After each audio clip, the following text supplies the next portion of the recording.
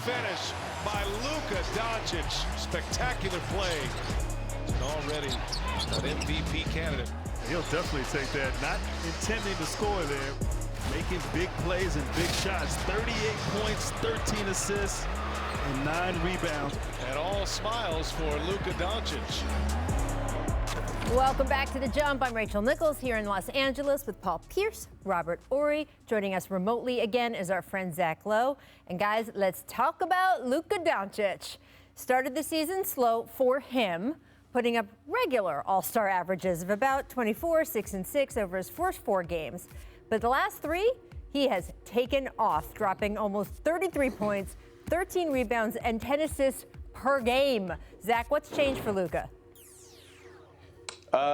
Probably nothing. Maybe he played his way into shape, but this was I mean, it's Luka Doncic. He's not going to slump forever. He's fine. We always overreact to these first 5 games. So if somebody's slumping, somebody's on fire, it all comes back normal. He's already shooting 70% at the rim again, getting anywhere he wants to go. The one area of concern, though, is his three-point shot, 31% last year. He's in the 20s now.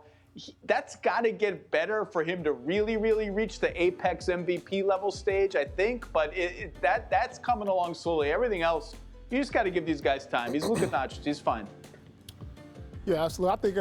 I think you said it right, Zach. I mean, he's getting his legs up under him. What you got to understand, it wasn't much of a preseason. They had about 2 or 3 games, and usually guys use that time to get into game shape because it doesn't matter what you do in the offseason. Until you play those games, that's when you get in the game shape. And he used those first 4 games. He got his legs up under him.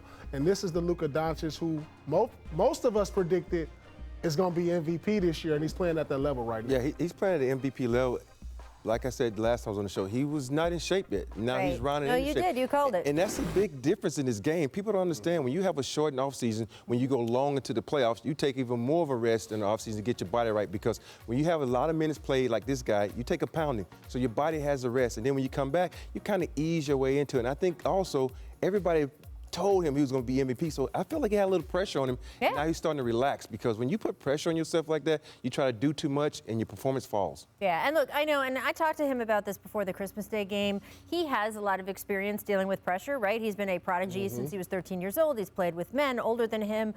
That being said, being an MVP, Vegas's leading MVP candidate in the NBA at that age, I think you're right. I think it is a new level of pressure, and he just sort of was getting that with his physicality and legs getting under him. And then, of course, the next step is in this next week is when we expect Kristaps Porzingis to come back also. Robert, how much is that going to open up and change Luka's game? I think it's not going to change anything because the way Luka plays, he controls the game in so many different ways. He puts people in the position to be successful, and that's the great thing about a point guard like himself. He can make everybody around him better. In this situation, Porzingis come back, he's going to open the middle up more for him. Now he can drive. You don't have Steinley out there to clog up the middle, so he can drive more, kick it out for 3. So it's going to be trouble for a lot of teams in the West. Yeah, especially if Porzingis could get back eventually. I'm not saying right away. He's going to eventually get back to where he was a year ago. That's going to spell danger for the rest of the league because at times where on the scouting report you'll double Luka Doncic, you can't do that now.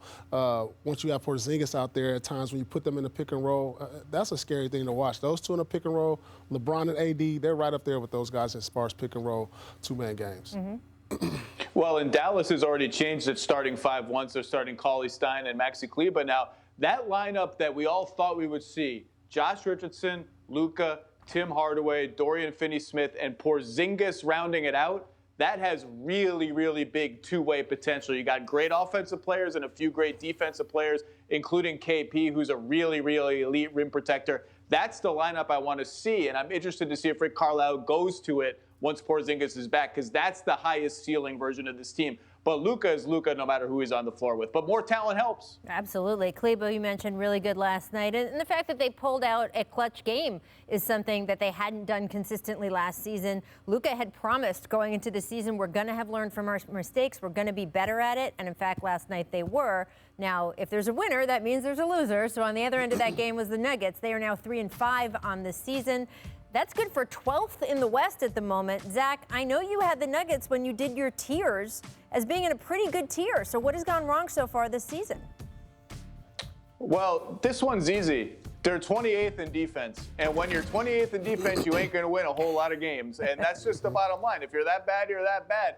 And it's going to look, they don't have great defensive personnel. They lost Jeremy Grant. They lost Torrey Craig. But they should be better than this. Gary Harris is solid. Will Barton is capable. Paul Millsap, JaMychal Green, PJ Dozier. They have guys that play defense. Even Jokic is not quite as bad as people make him out to be. He's not good, but he's not bad. Jamal Murray plays hard. Like, they shouldn't be this bad. And in the past, they've allowed a lot of threes and a lot of shots at the rim, and they got kind of lucky with teams missing those shots. This year, they're not allowing a lot of threes or a lot of shots at the rim. Teams are just making everything, so maybe some of it is a little bit of luck, but Denver just hasn't looked right. And to win in the NBA, these guys can speak to it. Like, if you play bad defense or you're 5% sort of dialed back in your effort level, these teams are coming for your heart every single night. They just got to be better. Yeah, I also think so with the absence of Michael Porter Jr. You know, he's not known as a great defensive player, but what he does do, he gives them versatility in that lineup. You're talking about a guy who you put him in pick and roll on the defensive end, he can switch out on the guards. He can slide his feet pretty good. He has length to block shots, and so I really think that hurts them not having him out there because of the protocol. And also, I'm not worried about the Denver Nuggets. They came back from down 1-3 in the playoffs twice. So many times, Paul. Come on. I mean, you're worried about Denver. You know, they're resilient. They're going to find a way. Maybe that's their problem. They're thinking about that. They're thinking they can come we'll back. Catch it up later. Yeah, it's amazing the difference that one player can make. I look at this team without Jeremy Grant. They're not the same team. Yes, because you can look at a team and say, okay, what can I do? All of a sudden, the guy dives on the floor. He gets the dunk, and that gives you a spark. And you really need this now when there's no crowd in the stands to give you that extra energy. With him not being in this game makes a big difference because guys like this, like I said, you need them. You have them to guard anybody on the floor at any time. And now you're looking around like, okay, who's going to guard the best guy? We don't have anybody that can do that because Jamal Murray, we need you to stay fresh to put up points. Thanks for watching ESPN on YouTube. For live streaming sports and premium content, subscribe to ESPN+.